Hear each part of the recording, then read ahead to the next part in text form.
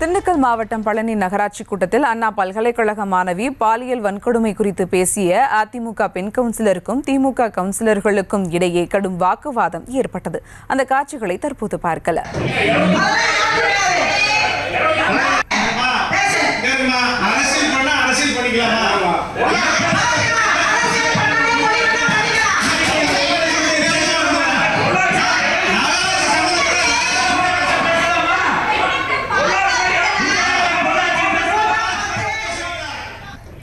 கூடுதல் விவரங்களோடு இணைகிறார் செய்தியாளர் பாலாஜி. வணக்கம் பாலாஜி, இந்த வாக்குவாதம் தொடர்பான முழு விவரங்கள்.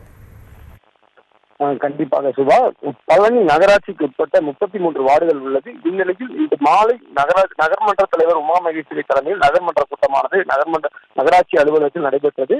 நகர்மன்ற கூட்டத்தில் பல்வேறு தீர்மானங்கள் நிறைவேற்றப்பட்டது. தொடர்ந்து கவுன்சிலர்கள் எழுப்பிய கேள்விக்கு நகராட்சி அதிகாரிகள் பதில் அளித்தனர்.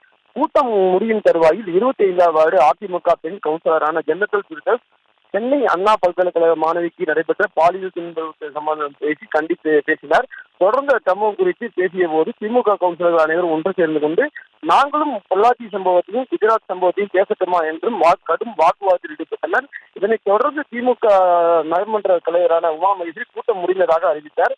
இதையடுத்து தேசிய கீதம் பாடிய போது அண்ணா பல்கலைக்கழக மாணவிக்கு நடந்த கொடுமை குறித்து எதிர்ப்பு தெரிவிக்கும் விதமாக அதிமுக பெண் கவுன்சிலர் சென்னத்தூர் கருப்பு துணியால் தன் கண்களை தட்டிக்கொண்டு நின்ற சம்பவம் பரபரப்பை ஏற்படுத்தியுள்ளது. சுபா, விவரங்களுக்கு நன்றி பாலாஜி.